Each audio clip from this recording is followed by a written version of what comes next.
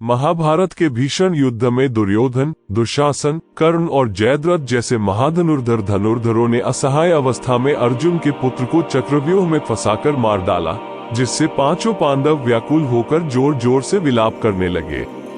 द्रोणाचार्य, कृपाचार्य और शल्य जैसे महारथियों द्वारा निर्दोष सुभद्रा कुमार की हत्या से पूरी पांडव सेना भी दुखी थी।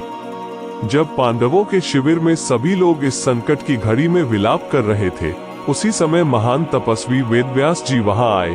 धर्मराज युधिष्ठिर रोते हुए उनसे कहने लगे, हे ऋषिव, इस युद्ध भूमि में हजारों लाखों वीर एक दूसरे पर विजय पाने की इच्छा से आपस में लड़कर मारे गए हैं। वे क्रूर मृत्यु के मुख में समा गए हैं। मेरा वीर पुत्र अभिमन्यु भी इसी प्रकार लड़ते लड़ते मृत्युलोक में पहुंच गया है। हे ऋषिव, मर गया शब्द का प्रयोग क्यों होता है? मृत्यु किस लिए प्राणियों के प्राणों का हरण करती है? हे महामुनि, ये सब बातें मुझे इस दुख की घड़ी में बताइए। महाज्ञानी वेदव्यास जी ने अभिमन्यु की मृत्यु से दुख से व्याकुल युधिष्ठिर तथा उनके भाइयों को सांत्वना देते हुए कहा, निस्संदेह आपको अपने पुत्र अभिमन्यु की मृत्यु के कारण असह्य दुख हुआ है। आपके इस महान दुख में मैं भी सम्मिलित हूँ, किंतु संसार में और भी बहुत से ऐसे लोग हैं। ऐसी महान घटनाएं घटित हुई हैं, जिनमें किसी राजा या अन्य व्यक्ति का इकलौता पुत्र उससे छीन लिया गया। एक प्राचीन कथा के अनुसार सत्ययुग में अकपन नामक एक प्रसिद्ध राजा थे, जिनके हरि नाम के एक पुत्र था। एक बार युद्ध भूमि में शत्रुओं से युद्ध करते समय वे सेना के बीच में वह मर गया, जिससे राजा दिन रात शोक में जलने लगे। राजा की यह दुर्दशा देखकर एक दिन देवर्षि नारद उनके पास आए। उनका विधिपूर्वक पूजन करके राजा अकपन उनसे पूछने लगे, प्रभु कृपया मुझे बताइए कि मृत्यु क्या है, इसका वीर्य और पौरुष क्या है? राजा के उपरोक्त प्रश्नों को सुनकर मन की गति से तीनों लोकों में भ्रमण करने वाले नारद जी ने राजा अकम्पन को एक बहुत प्राचीन गाथा सुनाते हुए कहा, सृष्टिकर्ता पितामह ब्रह्मा जी ने प्रजा की रचना करते समय प्रलय की कोई व्यवस्था नहीं की थी, जिससे समस्त प्राणियों को बिना मृत्यु के देखकर वे चिंतित हो गए कि पृथ्वी प्राणियों के बढ़ते हुए भार को कब तक सहन करेगी। जब उन्होंने ऐसा सोचा तो क्रोधवश उनके नेत्रों से अग्नि प्रकट हुई, जो समस्त संसार को जलाने के लिए सभी दिशाओं में फैलने लगी, जिससे समस्त चर अचर प्राणी नष्ट होने लगे। परमपिता ब्रह्मा की क्रोधाग्नि का विकराल रूप देखकर लोक कल्याण के लिए भगवान रुद्र, शिव वहां प्रकट हुए और उनसे कहने लगे, हे जगत पिता, आप मेरे मानसिक संकल्प से उत्पन्न हुए हैं। आपने ही लोकों के लिए संसार की रचना की है। आपने अपना भरसक प्रयत्न किया है। अब आप अपने क्रोध से उनका अनिष्ट कर रहे हैं। आप जो भी मुझसे करवाना चाहते हैं मुझसे कहिए। इस पर ब्रह्मा जी कहने लगे, हे रुद्रदेव, वसुधा के कल्याण के लिए मेरे मन में क्रोध का ज्वार उमड़ पड़ा है। प्राणियों के भार से, कष्टों से दबी हुई इस पृथ्वी देवी ने मुझे संसार का नाश करने के लिए प्रेरित किया है, किंतु कोई उपाय न सूझने पर ही क्रोध का आवेश उमड़ पड़ा।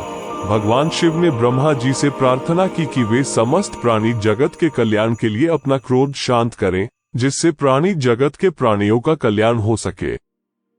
महादेव जी के वचन सुनकर सृष्टिकर्ता चतुर्मुख ब्रह्मा जी ने ऐसा करते हुए उस क्रोध को अपने आत्मा में धारण कर लिया। ऐसा करते समय पितामह की इंद्रियों से एक स्त्री प्रकट हुई, जो काले तथा लाल रंग की थी। उसकी जीभ, मुख तथा आंखें लाल थीं तथा शेष शरीर पीला था। वो वहां से निकलकर दक्षिण दिशा की ओर खड़ी हो गई तथा मंद मंद मुस्कुराने लगी। समस्त लोकों के स्वामी ब्रह्मा जी ने उसे अपने निकट बुलाकर मधुर वाणी में मृत्यु कहकर पुकारा तथा कहा, तू अपनी संहारक बुद्धि से मेरे क्रोध की अग्नि से प्रकट हुई है, अतः तुझे मेरी अनुमति से समस्त प्रजा का संहार करने का कार्य करना होगा। जब पितामह ने ऐसा आदेश दिया तो मृत्यु जोर जोर से रोने लगी और उनसे प्रार्थना करने लगी और उनसे प्रार्थना करते हुए बोली, हे प्रजापति, आपने मुझे जानबूझकर क्रूर कर्म करने के लिए स्त्री के रूप में क्यों उत्पन्न किया? जब मैं प्रजा के प्रिय पुत्र अपने पतियों, माताओं और भाइयों को मार डालूंगी तो सभी व्यथित लोग अपशब्दों द्वारा मेरी निंदा करेंगे। मैं आपसे विनम्र निवेदन करती हूँ कि मुझे ऐसा घोर पाप करने की अनुमति न दें। जब मृत्यु ने ऐसा कहा तो भगवान ब्रह्मा ने उसे पुनः आदेश दिया और कहा, हे मृत्यु, मैंने तुम्हें लोगों को मारने के इरादे से उत्पन्न किया है, इसलिए तुम्हें मेरे आदेश के अनुसार ऐसा करना ही होगा।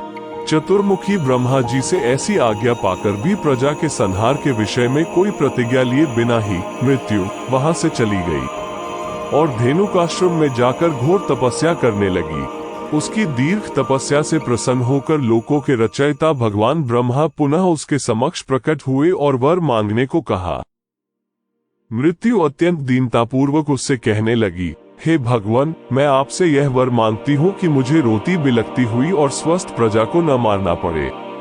हे प्रभु, मैं अधर्म से बहुत डरती हूँ, इसलिए आप मुझ जैसी निरपराध स्त्री को प्रजा को मारने का दुष्कृत्य न करना पड़े। मृत्यु की भावना को समझते हुए प्रजापति कहने लगे, हे मृत्यु, जीवों को मारने से तुम्हें कोई दोष नहीं लगेगा, क्योंकि लोकपाल, यमराज तथा नाना प्रकार के रोग इस कार्य में तुम्हारी सहायता करेंगे। प्रायः लोभ, क्रोध, ईर्ष्या, विश्वासघात, मोह, दुर्घटना तथा कटु वचनों से भरे हुए लोग मृत्यु को प्राप्त होते हैं। उनकी मृत्यु का दोष तुम्हें नहीं लगेगा। मिथ्याचारी पुरुषों को तो उनका अधर्म ही मार डालेगा। अतः तुम्हें किसी बात का भय करने की कोई आवश्यकता नहीं है। राजा अकंपन को मृत्यु की कथा सुनाकर देवर्षि नारद कहते हैं, बहुत अच्छा, आपकी आज्ञा स्वीकार है। ब्रह्मा जी से ये वचन कहकर मृत्यु वहां से चली गई। हे राजन, तभी से सभी प्राणियों का अंतकाल आने पर वो उनके प्राणों का हरण कर लेती है। यही प्राणियों की मृत्यु है। इसी से व्याधियों की उत्पत्ति हुई, जिससे जीव रोगी हो जाता है और जीवन के अंत में सभी जब इंद्रियां शिथिल हो जाती हैं, तो आत्मा परलोक चली जाती है। इस प्रकार जन्म मृत्यु का आवागमन का चक्र चलता ही रहता है। जीव जगत में आत्मा के विभिन्न रूप विभिन्न प्रकार के प्राणियों के शरीर में प्रवेश करने की प्रक्रिया चलती रहती है, लेकिन आत्मा सदैव अमर रहती है। जो व्यक्ति इस मानव शरीर को प्राप्त कर लेता है और जीवन का प्रत्येक क्षण भगवान का भजन करता रहता है, उसे मृत्यु का भय नहीं रहता, क्योंकि वो इस नश्वर शरीर को त्याग कर जन्म मरण के चक्र को सदा के लिए त्याग कर अंत में भगवान के परमधाम को प्राप्त होता है।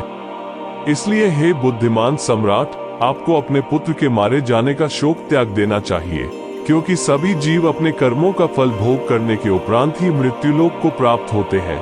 मृत्यु उसे हाथ में डंडा लेकर उसका वध नहीं करती। धैर्यवान और सत्संगी मनुष्य इसे ब्रह्मा जी का निश्चित विधान समझकर प्राणियों के लिए कभी शोक नहीं करते। परम तपस्वी ऋषि वेदव्यास जी ने पांडु के ज्येष्ठ पुत्र युधिष्ठिर को राजा अकंपन और मृत्यु की कथा सुनाकर उन्हें धैर्य प्रदान करते हुए कहते हैं, मृत्यु के आगे किसी का कोई वश नहीं है। उसका समय और स्थान निश्चित है। इसीलिए कहा गया है कि इस जगत में जीना मिथ्या है और मरना सत्य है। जब भी कोई प्राणी इस संसार में जन्म लेता है, तो उसकी मृत्यु का क्षण निश्चित हो जाता है।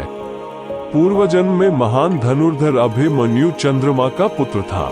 शत्रुओं से युद्ध करते हुए युद्ध भूमि में वीरतापूर्वक मारा गया और दुख रहित होकर पुनः चंद्रलोक चला गया है। अतः तुम्हें व्यर्थ का प्रमाद छोड़कर अपने भाइयों सहित धैर्य धारण करते हुए अगले दिन के युद्ध ले लिए तैयार होना चाहिए। दोस्तों, अगर आपने अभी तक हमारा चैनल सब्सक्राइब नहीं किया तो और भी ऐसी ज्ञानवर्धक कहानियों के लिए कृपया हमारे चैनल को सब्सक्राइब करें और बेल नोटिफिकेशन दबाना न भूलें। धन्यवाद।